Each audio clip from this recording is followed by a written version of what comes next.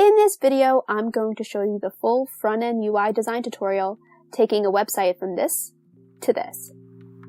Let's get started.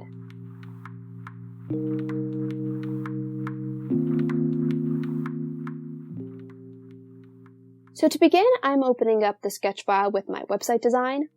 In this video, I'm going to show you the full front-end design tutorial from beginning to end.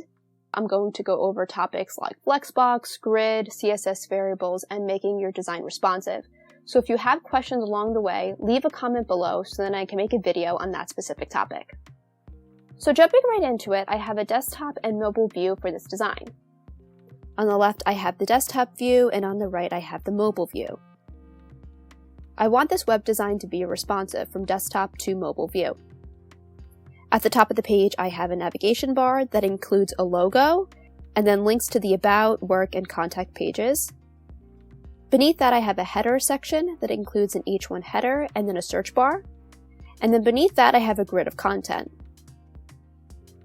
In the mobile view, I have everything collapsed to one column, and instead of the search being to the right of the header, it is now beneath the header.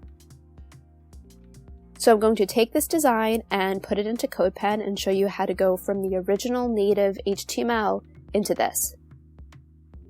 So jumping into the CodePen project, right now I have all of the basic elements of the HTML already written. At the top I have a header, and within the header I have a link to the font that I'm going to use as well as the Material Icons font. And then I have everything laid out in the body. So I have a div with a class of navbar that contains the logo and then a list of the other pages.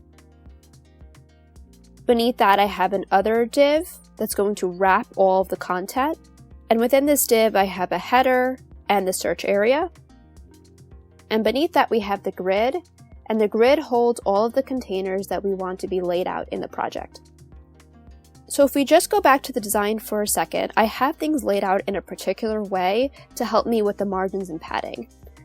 I labeled this group called CSS Guides, and this helps me visualize the different areas where content will live within this website.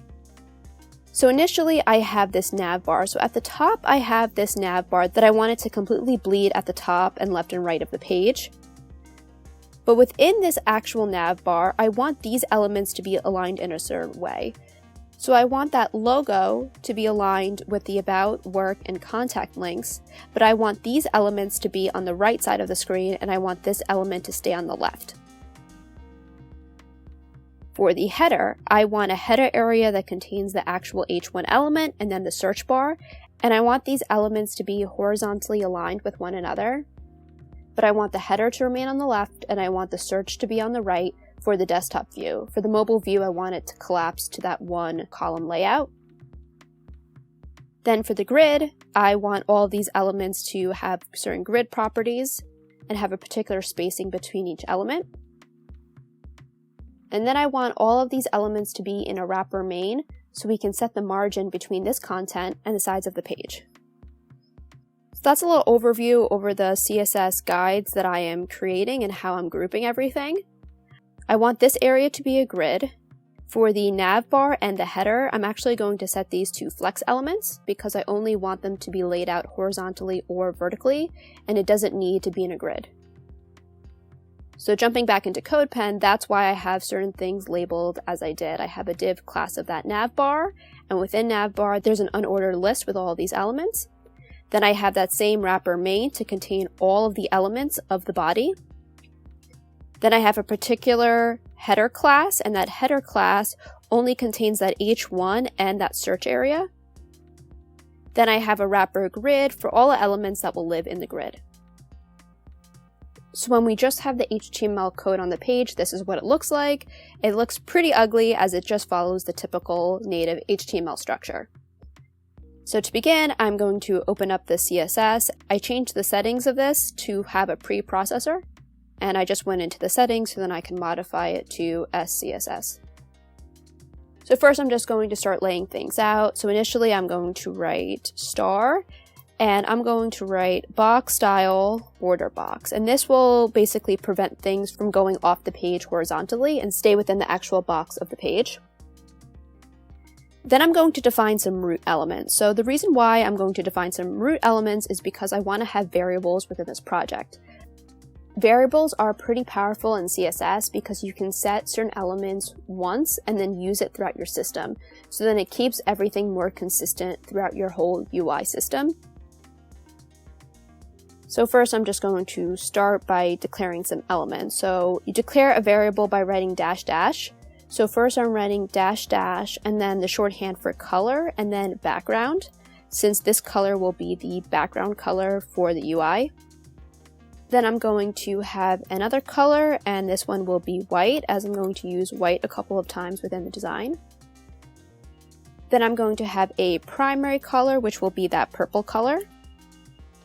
Then I'm going to set a gray color, which will be used throughout the UI for different elements like icons and font. And then I'm going to set a font size.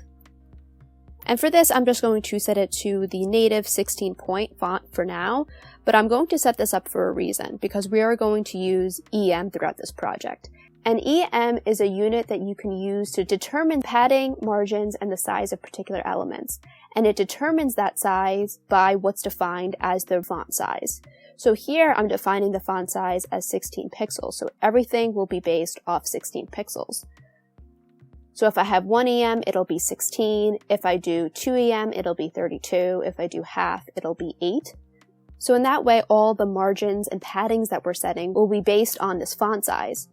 So when we create the mobile view, you'll see how we'll be able to change the font size and then keep everything in proportion to one another. So that's why I'm defining the font size at the top here. And then I'm also going to determine a border radius that I'm going to be using several times throughout the UI. So these are all the variables that I'm defining for this project, and now we can actually get started with the actual content. So first I'm going to reference the body tag, and within body, first I just want to make sure all the margins are set to 0, so I'm making it 0. Then I'm going to reference the font family that I'm going to use throughout the project. Again, I have the link for that font family at the top of the HTML as a link. And then beneath that, I'm going to define that font size. Again, I'm just making sure that that font size takes into account the font size that we indicated as that variable. So how you reference a variable is you write var and then open parentheses and then the name of the variable. So this directly reflects this variable that we have at the top here.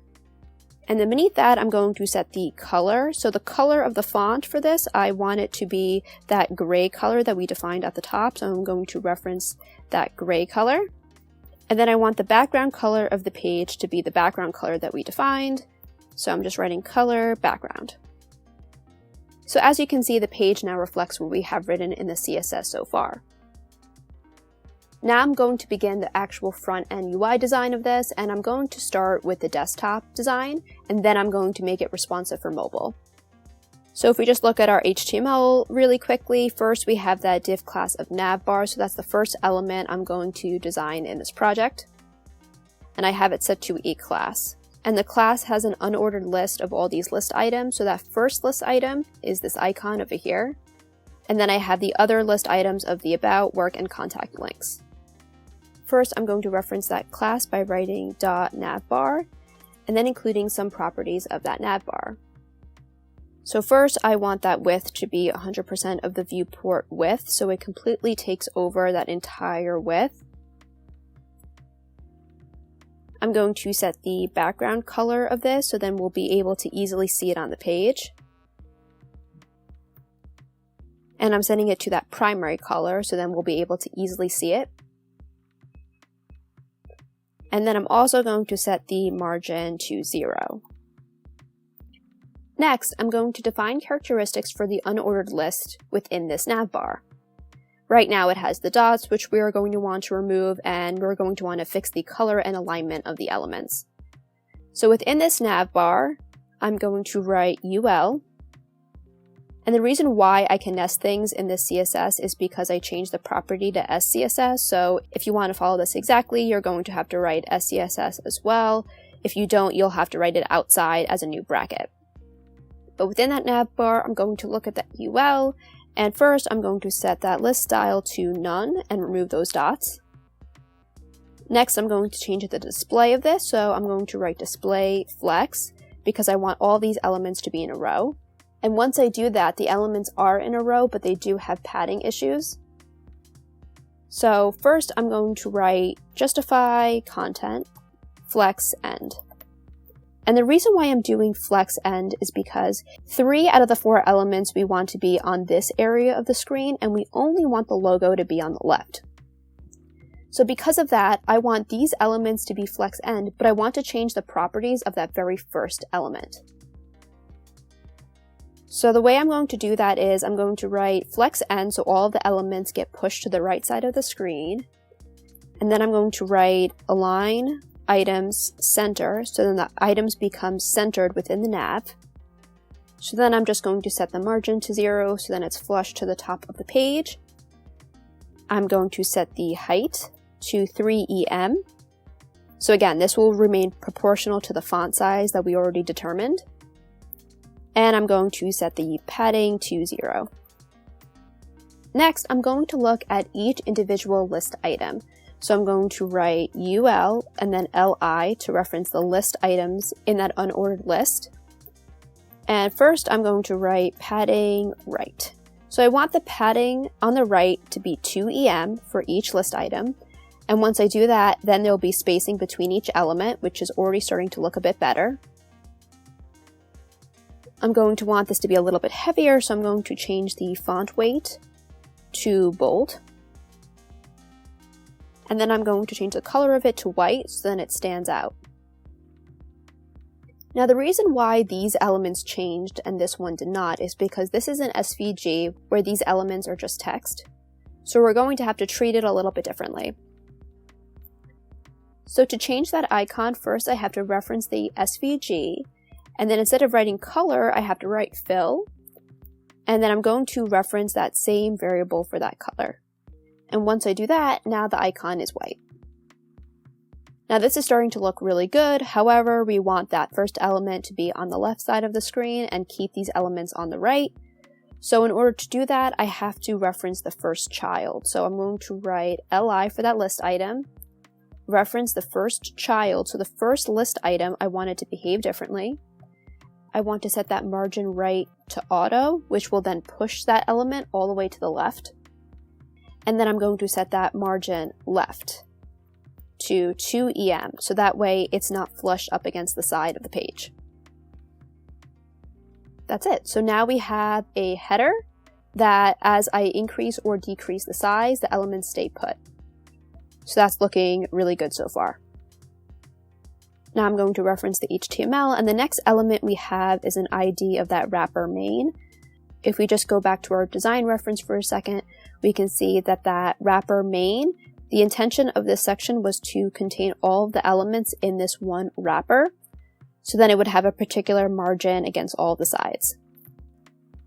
I'm just going to jump back into my code pen, reference that wrapper main, and I'm just going to set the margin here to 2 EM.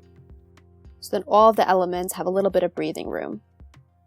Next, we're going to work on this header section. So the header section contains the page header and then also the search bar.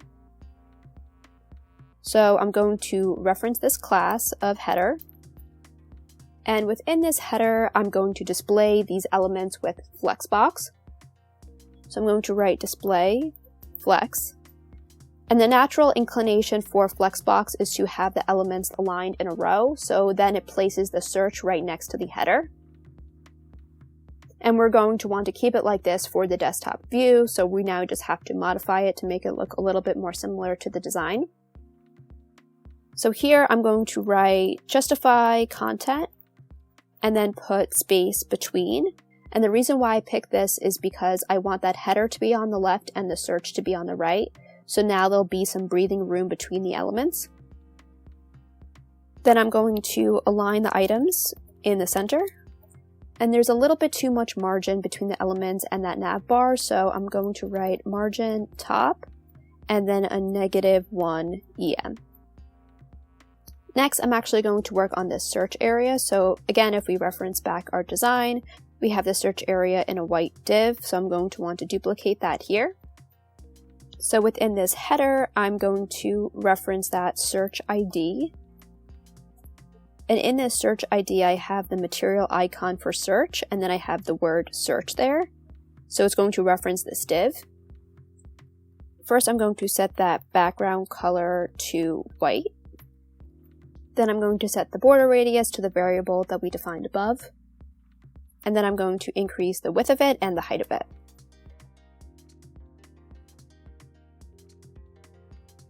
And if you're wondering how I'm coming up with these values, it's just a bit of trial and error. You could make a pixel perfect design and then translate that into the code, but for now, I'm just kind of estimating what looks good on the page. For this element, I'm also going to want to have a padding of auto. I'm going to change the display within the search area as flex as well. Then within here, I can align the items in the center. And for these elements, I'm going to want the color of them to be that gray that we defined, so I'm just referencing that variable again. This is looking really good so far, but that icon needs a little bit of work. So now I'm going to reference that material icon. So that material icon is in a class called material icon, so I'm referencing that here. And then I'm going to reference a particular padding. So for the top and bottom, I'm setting it to 0. But left and right, I'm going to modify it to 0.2 EM. That gives us a little bit of breathing room between the icon and the side of the div, as well as with the search word. Then to modify the size of the icon, I'm actually going to change its font size to 1.5 EM. So now as the page grows, the page header remains on the left, the search remains on the right. When it gets too close, we have some breakpoint issues, but we'll fix that when we're in the mobile view. So the next thing that we're working on is this wrapper grid. So the grid contains all of these containers that have a date, a header, and then some copy. So again, if we refer back to our sketch design, here's the wrapper grid. The wrapper grid contains 3 rows of content that all have a particular padding between each element and style. So now let's go back into the code and actually make this. So we have this ID of that wrapper grid. So I'm going to reference that wrapper grid again. And if you're brand new to Grid, I have a video that goes over the entire basics of how to get started with CSS Grid and how cool and powerful it really is. So if you're brand new to that, I really recommend checking that video out. I'll link it in the description below. So to get started here, I'm going to first write display grid. And again, the reason why I'm doing grid here instead of Flexbox is because I want to control the horizontal and vertical layout at the same time. And you can achieve that with grid versus with Flexbox, we can only determine the horizontal layout or the vertical layout. So here I'm going to define the size and number of columns. So I'm going to write grid template columns. And within there, I'm going to write repeat 3 1 FR. So what this is basically saying is that for the elements that we have defined in this wrapper grid, which are essentially 6 divs with the same class of container, I want there to be 3 columns, as in repeat this 3 times, and I want each one to be the size of 1 FR, which is 1 fractional unit. So that is native to grid, where I'm basically saying that I want to divide the content of the page into 3 equal pieces. So now we have 3 columns that are each the same size, and the size of these containers will be determined by the size of the actual page. So as I increase the size of the page, the containers increase in size, and as I decrease, they decrease as well. But there's always 3 columns no matter how small I go. Again, we're going to modify this with the mobile layout. I'm also going to want there to be some breathing room between each element. Obviously, these are really too close to one another, so I'm going to write grid gap, which will define the horizontal and vertical gap at the same time. So here I'm going to write 1.5 EM. And so once I do that, then there will be some spacing between each element. Now we're going to style the actual containers. Right now they're pretty bland. So in this div class container, I have a class of date for the date at the top. Then I have an h2 header, and then I just have some body copy. And each container has the same properties, so I just repeated that 6 times. So first, I'm just going to style the actual container. So I'm going to write .container to reference that class. And within that class, I'm going to set the background color. And again, I'm going to reference that white variable that we set up earlier. So now each container has a background, so it pops a little bit more from the background. I'm going to want to soften the containers a little bit, so that's why I'm adding a border radius. And I'm just going to reference that variable that we set up earlier at the top as well. The text is way too close to the side of the container, so we're going to have to add some padding, and I'll just make it 1 EM. And then for stylistic purposes, I have a border at the top of each container just to add a little bit more color to the page. So in order to add that border, I'm going to write border top. It'll be 4 pixels solid, and I'm going to reference that primary color variable that we defined at the top. Here I am using pixels because even on the mobile view, I want to retain that 4 pixel border. If you convert it to EM, when we change the font size, it'll actually shrink the size of this border. But I'm going to want to keep that consistent with the desktop and the mobile view. Next, we're going to add some modifications to the header and the date. Within this container, I'm going to reference that H2. So then within here, I'm just going to modify that margin bottom and that margin top. So it becomes a little bit tighter. And then I'm going to reference that date. So I'm going to write p date because I'm referencing that paragraph tag with the class of date. So that's this value at the top here. So I'm going to modify the font size because I don't want it to be as big as a regular paragraph. So I'm going to write 0.8 EM, which will decrease the size of that font a bit. And then I'm going to apply a text transformation to make it uppercase. And then I'm going to increase the letter spacing a bit because it's a little too close to one another. I just want to add a little bit of spacing between the letters. And then I'm also going to modify the margin bottom. Right now the date seems too far away from the header, so I'm going to make it a -1 EM. Then it will move that header closer to the date. And then I'm going to make that margin top 0. So there we go. Now we have the full desktop design completely coded. So I have this navigation bar, I have a header with a search, and I have a grid of 6 elements. As I decrease in size, everything stays in proportion to one another. The columns get a bit smaller, and then when it becomes too small, there's a breakpoint with the header, and then the columns become too skinny. So we're now going to modify this with the mobile layout. So just to reference the mobile layout again, first we have that nav bar at the top that looks pretty much the same. The header and the search bar now become one column with the 2 elements stacked on one another, and all the grid elements become stacked on one another as well. So now we're going to transform that desktop design into this mobile one. So now jumping back into CodePen, I'm going to reference the small screen sizes and then make modifications. So the way to do this is with a media query. So first I'm just going to write @media, screen, and what do we want to put in here? So I'm going to write max width of 550 pixels. So when the screen is at a max width of 550, it will follow this new layout that I'm going to define. And when it becomes more than 550, it will snap back to this desktop design that we just created. So when the screen size looks something like this, it should follow the new breakpoints that we're going to define right here. So first under that @media, I'm going to reference that wrapper grid, which is the grid that contains these 6 elements. And instead of having 3 columns, now I'm only going to want to have 1 column. So I'm going to write grid template columns, and I'm just going to write 1 FR. So when I write 1 FR, that means I want 1 column of 1 fractional unit of the size. That's what that means. If I had 1 FR and then 1 FR, it would make 2 columns, each of 1 fractional unit. But I only want 1, so I'm just going to write 1 FR and that's it. Next, I'm going to make modifications for this header. So again, like I said, I want the header and the search to be stacked one on top of another. So I'm going to reference that header. I'm going to write display flex again, but here, instead of having it as a row, I want it to be a column. So to do that, I'm going to write flex direction column. When I do, you can see that the elements are now placed in the center. So I'm going to modify the align items for here as well. Because I don't want the items to be center aligned in this view, I want it to span that width of that main wrapper. So for the align items, I'm going to modify it to stretch here. That way the header and the search actually take up the entire width of the wrapper. And there's no margin here at the bottom, so I'm just going to write margin, bottom, and then 1.5 EM. Next, I'm going to modify the margin of that header a little bit. So within that header, I'm going to reference that H1.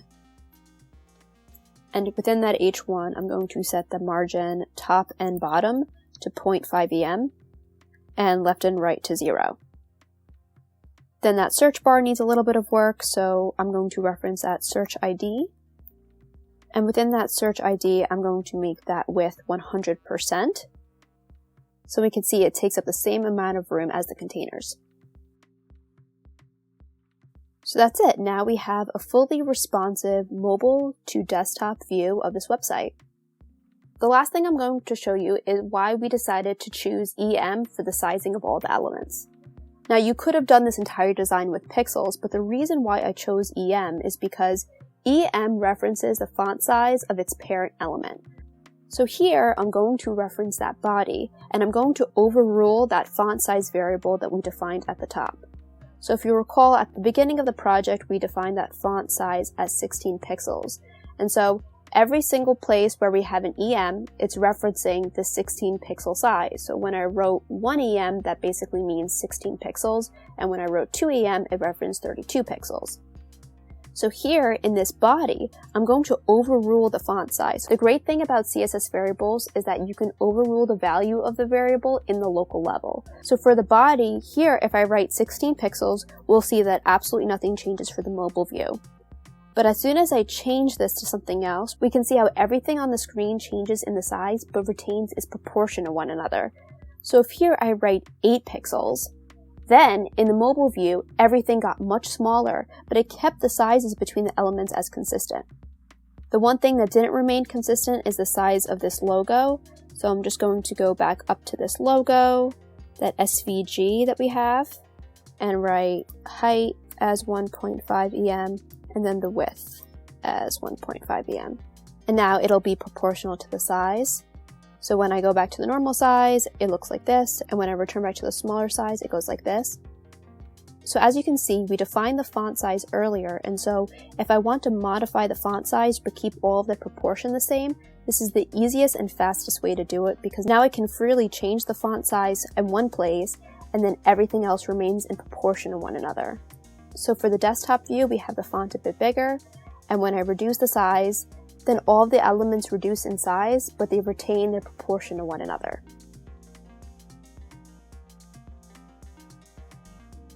So just a quick before and after, I'm going to remove all of the CSS. So this was the original design that we were working with. And then this is the after. So just to reference all the work that we did, so first, all of the elements were labeled in the HTML, which included a navbar that had a logo and then a list of elements. Then we had a wrapper of main that contained the main page content, which has a header section that includes an actual text of a header and then the search bar, and then this grid of elements.